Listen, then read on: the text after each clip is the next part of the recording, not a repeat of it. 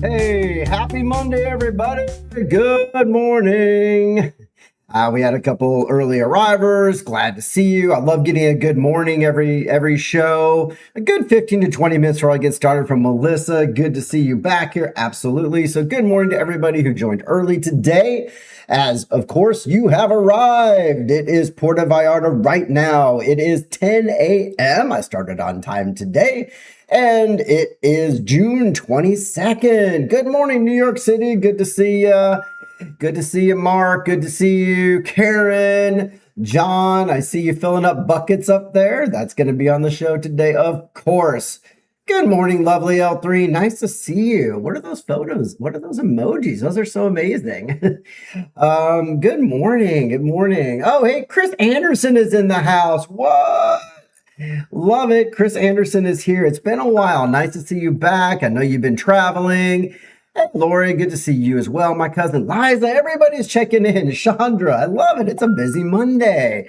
And I'm glad it's busy. And I'm glad everybody got here a little bit early. I'm going to do my best to not cough during the show. I'm still trying to recover from a little bit of sickness I've had. Man, I feel like I get sick all the time. I mean, I don't know about you. I'm about to turn 56. I know, who could tell? But I just feel like, man, I'm sick so much more often. It's kind of ridiculous. I don't know what's going on. Yes. Look at all these great people here. I love y'all saying good morning to each other too. Okay, so I'm glad a bunch of you are here early. I didn't want to drag this out too far, but I do have a bit of social commentary to chat about today regarding the show and the state of things. Good morning, Katie. Nice to see you. Okay. Oh, there you go. Beautiful. Good to hear that. Bike racing, everything. Tour de France for you. Gosh, that's exciting. Well, good morning to you. So first of all, before we jump in and dive into social commentary or news, which we're all going to have today, I do want to let you look at this beautiful shot this morning. Live look at Puerto Vallarta. It's amazing out there this morning. As it always is in this beautiful place we call home, Puerto Vallarta, for those lucky enough to be here. It's just awesome outside. It's another great day, and just got to pinch yourself because we live in such an amazing place. Really? Okay, Liza with a little commentary back on the sick. I don't understand it either. For the longest time, I was never sick. Now it's like I'm always getting sick. I don't know what's going on. So be it. I'm a little stuffed up. I might cough. We'll all get through it. I'm not going to give it to you through the show, at least. All right, let's have a chat. Okay, so, all right, this is the social commentary part. So for those who are paying attention or for whatever reason, we're on social media this weekend, I got a little bit of a kerfuffle on one of the groups here. And, I was just literally pointing out that some people and some things here and some news organizations, they really love to really pile on the negative about Puerto Vallarta. And I obviously could do the same. I mean, this is a news program. I do share real news. When bad things happen, I report on them. But on a day-to-day basis, I really try to keep the show upbeat. I try to find the stories that are more, heartwarming, more fun, more interesting, but I'm not going to ignore anything the bad that happens if it's bad enough that we all need to know about it. But does it affect, the main viewing audience here is really what I ask myself. And if it does, then I definitely share it. But I feel like, and this is me, that we get so much of that negative news everywhere else. All the major networks around the world, social media, definitely, AI, definitely. So yeah, I pointed out an article that, it's a common thing. They repost in the same place quite often. Even Facebook pointed out this is a completely AI bot generated article that was really just very negative on the city. And I just don't get, to what end, why even repost that? It's not even human generated. And it became a bit of a back and forth. And so I just deleted all my comments. I just told the group leader, hey, I'm just going to delete my comments. Let's just move on. I just don't really want to get into that. And I want to keep things positive. It was just drawing more attention to negativity in my point, in my world, in my opinion. So I guess what I'm trying to say is, what do you guys feel about the news I share here? Do you feel like you get enough negative everywhere else and it's okay that I really try to focus more on the positive when I can? Do you feel like you want more negative here and maybe you're not getting it anywhere else and you want to hear, more of the doom stories and the doom scrolling that we do? I don't know. I mean, honestly, I want to do, 5 days a week of what the audience here really wants. And I'm hoping that I'm meeting that vibe. But, this is an open forum. I am a guest of Mexico. Like many of you that have residency here. If you're a resident and you've got permanent temporary residency or you're a tourist, you're a guest of Mexico. And with that comes responsibilities of what you can talk about, I can't protest, a resident, you can't go out there and have a protest against the government. You shouldn't be disparaging the government. It's just like a resident of any country. You really just have certain limitations of what you can do. And sometimes it gets the best of me. And I see online, just so much negativity. And so I don't feel like, and I'm loving seeing these. I love seeing these responses, by the way. I'm seeing every single one of these things. So I love it. And if you don't agree with me, absolutely say so. That's okay too. It isn't like Facebook. I can just kick you out of the group. You can join the show every day and not agree with me. And that's okay. But I just do make sure, I do. Thank you. I appreciate that, Dan and Kathy. I do make sure it's accurate. I do double check the sources. I try not to use a lot of AI. Every now and then I make a funny photo, but overall, I guess the point I'm trying to make is I'm really trying to make Puerto Vallarta right now a positive place that we can come to in the morning, 5 days a week, and just get away from all the negativity and the hate and, all the, what's going on social media.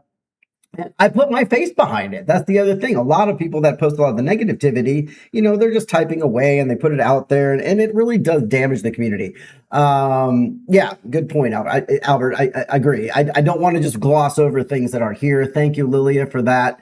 So that's my social commentary. I just wanted to hear from you guys and gals out there and what you think and what you feel. And I want to try to keep this show as positive as possible. I won't breeze over something that's impacting and negative. Yeah, we've got some stories out. Even today, we got a big water outage today. That's not a positive story. But at the end of the day, I think I find myself as one of the few caretakers of Puerto Vallarta. And I feel like, if I went negative all the time, I think Puerto Vallarta would have a major problem. And there isn't that much terribleness out there. So it is what it is. I'm going to move on. Let's do some news. But I just wanted to put that out there. And I respect those that put out whatever they want to. That's the freedom of the press and freedom of social opinion, and just go for it. I just need to remind myself, don't get involved with it. So thank you, Melissa. I appreciate that. Thank you, Renee. Thank you, everybody else. I know those are going by pretty fast. All right. How about some news? All right. Before news, I need to grab a coffee. How about you guys? Talking about uplifting. Let's do it to the song. On PVRN. Hey, clink those cups. Let's wake again. Sip the truth with a little. All right. There we go. Okay, so what do we want to talk about now? Thank you. Thank you for those positive comments. And it is informative. Thank you, Chris. I appreciate it. So we will talk about the water outage, no doubt. All right, first up this morning, let's have some news and stop pontificating upon my pulpit. I don't even know if that makes sense. But here we go. Yes, pal. There it is, straight out of the gate. If you live here and you have been following any of the news, today is the day of the big water outage. So I posted a list of every single colonia that has a water outage, and I put that onto my Facebook page in a post this morning because it is hard to grasp it. If I showed an image of the posting, it's very hard to read. So to find out if your individual location is part of the list of the water outage today, go to my Facebook page after the show. Not yet. Okay, so 130 neighborhoods across Puerto Vallarta are currently grappling with severe water shortages and low pressure due to a critical operational issue. Local authorities reported that recent electrical failures combined with some failing infrastructure at key water treatment plants have drastically reduced the supply. Teams from SafePal are now working around the clock to stabilize the network, but residents are being heavily urged to ration their existing reserves until normal services can be restored. I still see all your comments. Thank you very much. The impacted zones span across several major sectors of the city, as you can see on my Facebook page, and leaving thousands of homes and businesses temporarily stranded without regular access to water. City officials have promised to deploy water tankers to the most critical areas in the meantime. Locals are expressing growing frustration as infrastructure challenges continue to test the region's public utility systems during peak demand periods. And I know there's also a bit of electrical issues going on downtown too. So PV is growing. There are definitely some infrastructure issues here. There is no doubt. What I will tell you is if you're in an area and you don't have like a large Tinaco, which is the tank on your roof, or you don't have a cistern, the underground tank for water, then even if you do and they're not that large, it might be advisable to fill up a couple buckets today if you still have water, so you can at least pour those into the basin of your toilet to be able to flush. If you've got a pool, you can grab some water. According to SayPal, this could be throughout the day and possibly evening tonight. We're fortunate enough here in the marina to have a couple large cisterns, so I think we'll be okay, but we're still going to ration and kind of keep our water consumption down. At least it's low season and there's not as many people here. So do what you need to do. Hopefully you have water. If you don't have water today, well, let me know in the comments. It's good to follow that too. Thank you, Red Sector 1 Synth Pop Band, for the positive vibes. I love that. I just love your name. I don't even want to know who it is, but I think it's amazing. Thank you. All right, moving on.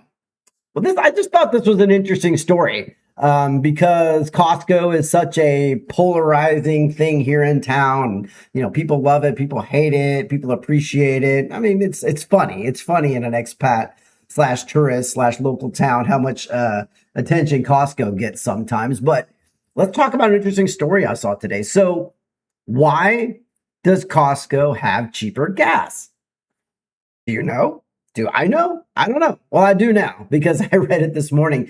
So drivers across Mexico frequently flock to Costco gasoline stations because they're drawn by prices that can be up to 5 pesos lower per liter than traditional stations. According to an analysis by a major network, the secret to these lower costs lies strictly in the company's membership-based high-volume business model. Traditional independent service stations rely heavily on profit margins of 25 to 30 cents, so that's US obviously, per liter to cover their daily operating expenses. Costco, on the other hand, operates on a razor thin margin of just a few cents per liter because the vast majority of its corporate profits, dun dun dun, are generated by annual membership fees rather than fuel sales. Also, it's no secret that they sell a whole lot of groceries and products that they can make profit margins on there as well.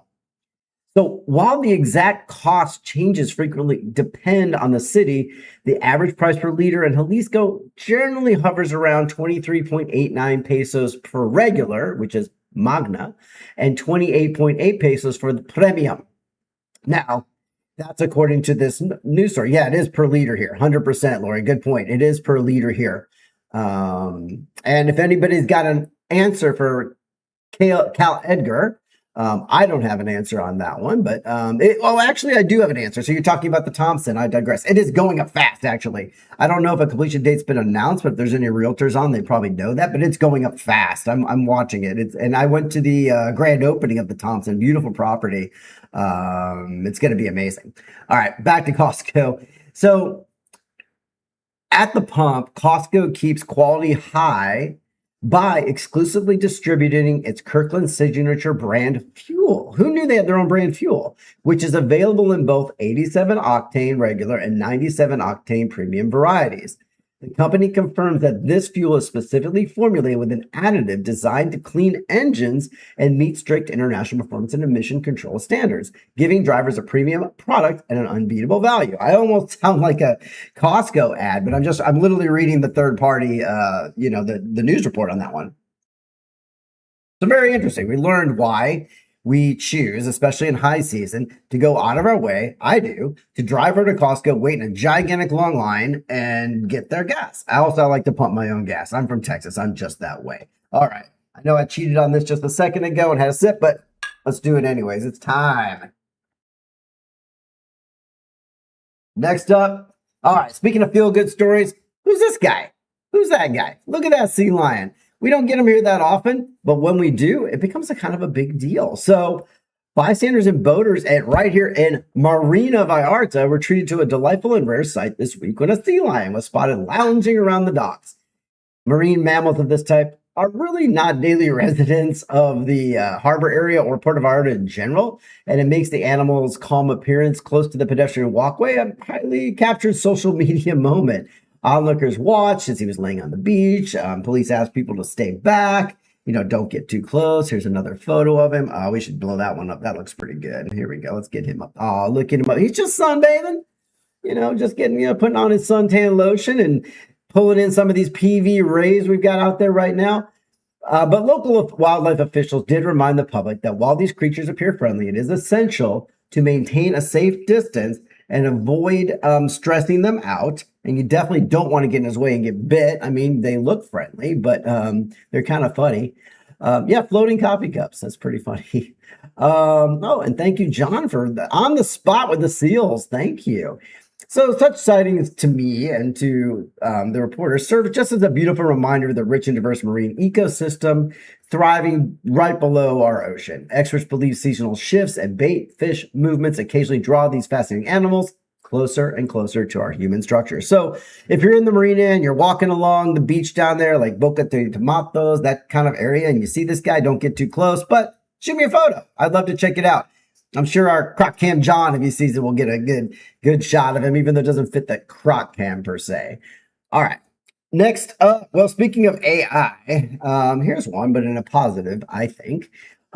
So this story came out just this morning. So this is pretty much breaking news. So a cutting-edge artificial intelligence algorithm has been successfully developed to protect public beach access along the Pacific coast. Whew. Specifically identifying 107 potential illegal land invasions and structural encroachments across the Bahia de Bandeira shoreline. In a nutshell, what they're saying is people are building too close to that, that buffered area to the ocean and the beach. The initiative, which is part of Playas Libres, or Free Beaches movement, utilizes advanced satellite imagery and predictive data modeling to cross-reference legal federal maritime boundaries with unauthorized physical developments. Local environmental groups and zoning authorities are leveraging this automated tool to flag early-stage violations that would otherwise take months to discover through manual patrols, or I would say it would take months to tear those structures down. If they're already built and out there and too close to the beach, what are you going to do? It just becomes a bigger issue. So the deployment of this technology marks a big shift in how coastal preservation and property laws are enforced throughout the Riviera and Nayarit area. By instantly catching unauthorized fences, retaining walls, commercial extensions, the system allows authorities to intervene before construction is fully completed. As I said, advocates emphasize that keeping the coastline open is vital for both ecological balance and community equity, and ensuring the region's stunning public beaches remain accessible to everyone rather than being completely walled off by a private interest. So that's good news. It's probably not good news if you've started encroaching in that area and you get spotted on the AI satellite imagery, but overall, it's good news for the environment. There's a reason why they have that buffer, so I'm happy to see that. So that's really kind of the end of the show today. I really appreciate you guys hanging in there for that kind of extra long commentary at the beginning. I don't do that often, but again, I'm just reiterating, Puerto Vallarta right now is still going to be a more positive than negative news source. It's the way I approach the show. And if you're part of that, amazing. If you're not, well, there's so many places to find all that negative news you may want. But if you want to get the positive news, first of all, ding the bell in the corner, subscribe to all notifications, not the one that comes up with custom. You want to go to all notifications. And last but not least, I do want to remind you, I love viewer mail. If you've got a minute or two and you want to share something, a story, you want something you want to chat about, or just shoot me a note about the show, I'll probably read it on air. Hit me up at pvrnmx@gmail.com. I love to hear from viewers. I love during the show as well as on viewer mail. So I really appreciate that. But that's it. So hang in for a minute or two, supporting my trade sponsors that are in the outgoing credits. And I'm going to see y'all tomorrow with more positive news from Puerto Vallarta right now. Thanks, you guys. I will feel better soon. I do promise you. I'll see you tomorrow. And thanks so much for not only joining the show, being an interactive part of the show, because this is our show. See y'all tomorrow, everybody. Bye.